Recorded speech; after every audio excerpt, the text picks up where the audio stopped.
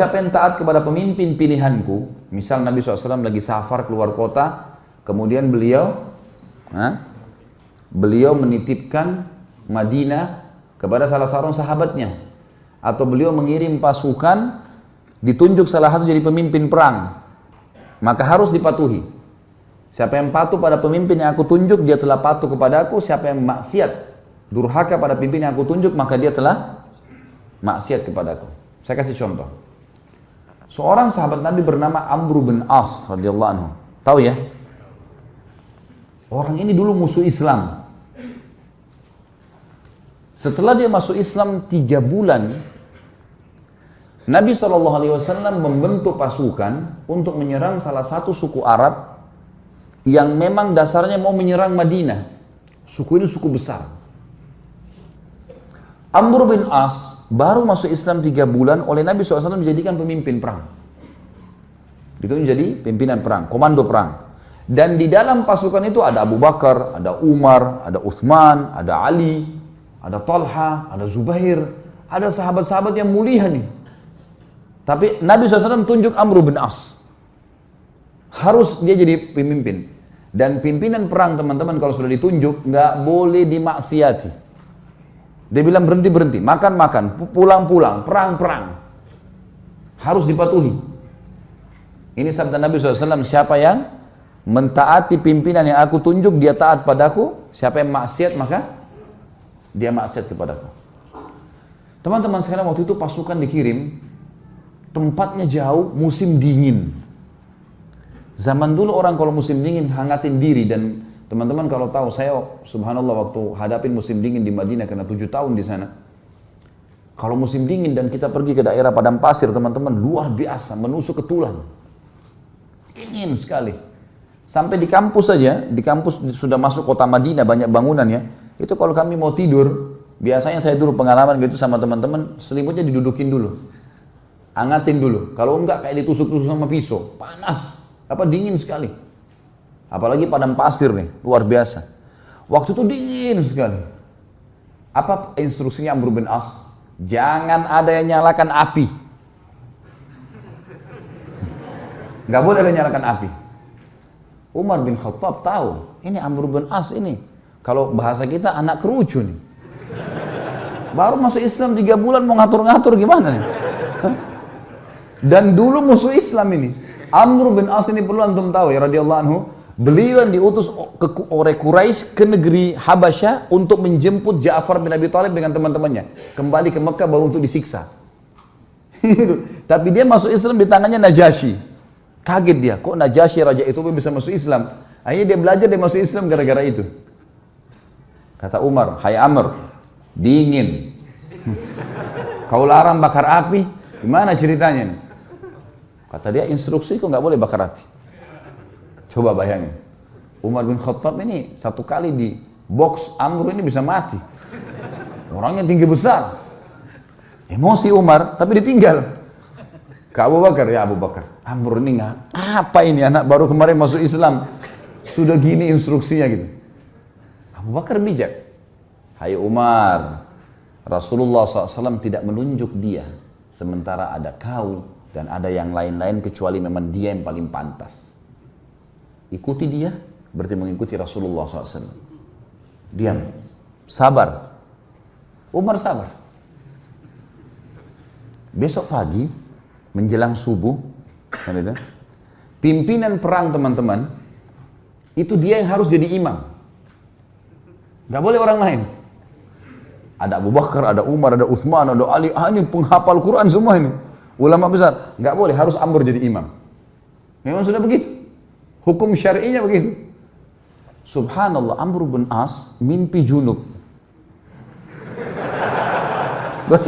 Ini kisahnya begitu.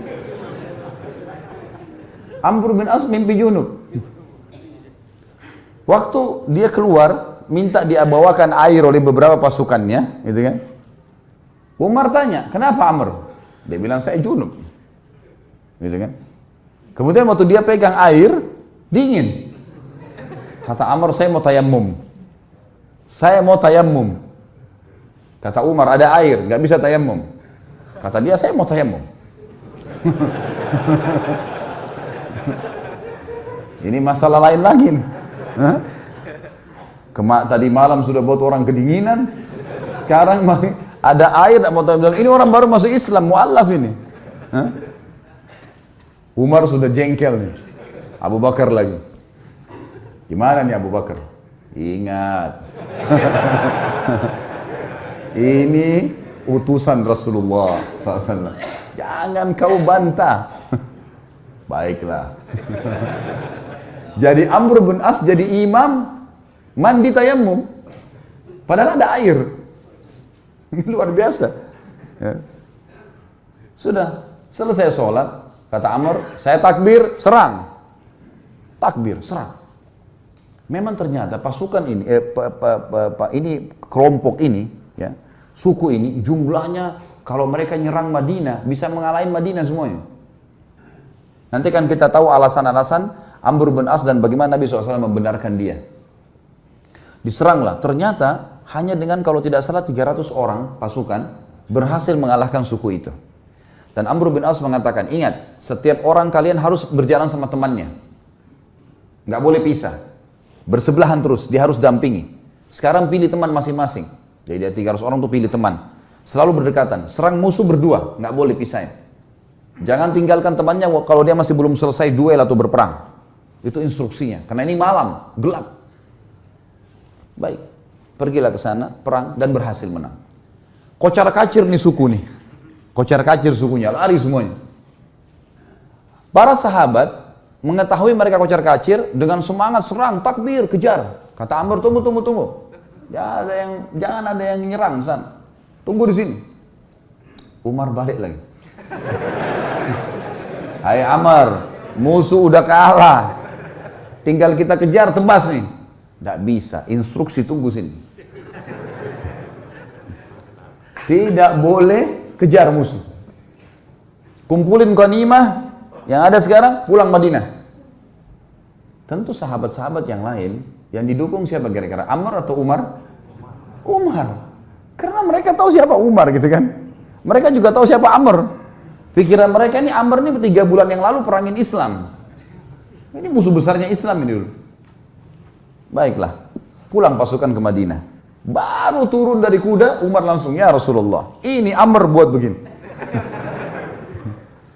Tidak boleh nyalain api, kita lagi kedinginan. Malam-malam dia mandi junub, tidak pakai air, tayammum. Kemudian musuh kalah, kita dilarang pergi tangkap musuh.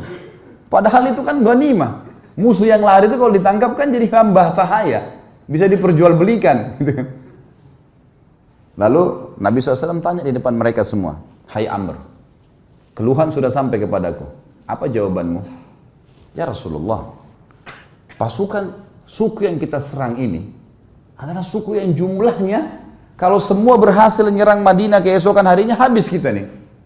Pasukan perang jumlahnya banyak. Kalau kita nyalain api, mereka tahu kita ada, habis 300 orang lawan sekian ribu, gimana caranya? Kata Nabi SAW, benar. Lihat, Nabi SAW tidak salah memilih pemimpin nih. Nabi bukan orang bodoh. Hah? Wahyu dari langit nih. Yang kedua, kenapa kau mandi junub dengan tayammum? Ya Rasulullah, airnya seperti es. Kalau saya mandi, saya bisa sakit, mati. Saya pemimpin. Kalau saya sakit, saya pemimpin perang. Instruksi Anda, saya pemimpin. Nggak bisa, udara dingin di padang pasir. Maka saya tayammum. Kata Nabi SAW, kau benar. Umar yang tadinya marah, redam. Yang ketiga, kenapa kau biarin orang pergi, nggak ditangkapin? Ya Rasulullah, 300 orang. Lawan sekian ribu orang pasukan ini. Kalau kocar kacir pasukan saya, nyerang sana sini nangkap, kita akan dikalahkan pasti. Mereka bisa tahu jumlah kita, tapi kalau kita ngumpul, kelihatannya banyak. Dan target kan ngalahin mereka. Mereka sekarang sudah takut dan mereka gelap tidak tahu jumlah pasukan kita. Ngapain kita nyerang-nyerang sana? Toh ganimanya sudah ada. Target sudah tercapai. Mereka kalah, nggak usah buru-buru itu. Kata Nabi SAW, kau benar. Abu Bakar balik ke Umar. Nah, sudah tahu?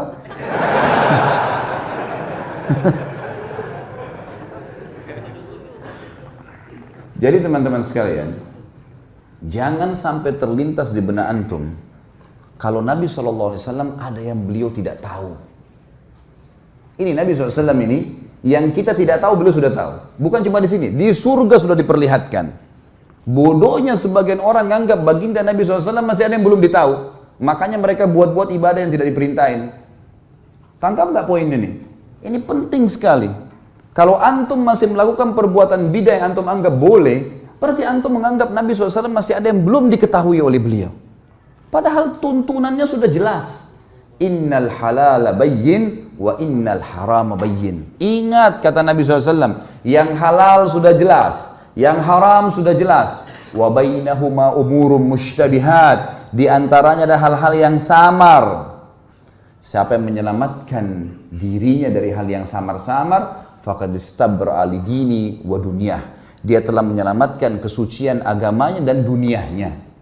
Wa man waqa'a fi syubhat faqad waqa'a fil haram. Siapa yang sengaja jurumuskan dirinya pada yang syubhat, haram atau enggak ya? Enggak apa-apa deh. Maka faqad waqa'a fil haram. Dia telah jurumuskan dirinya pada yang haram. Artinya enggak ada tengah-tengahnya. Halal atau haram? Syubhat berarti haram. Jelas agama Allah.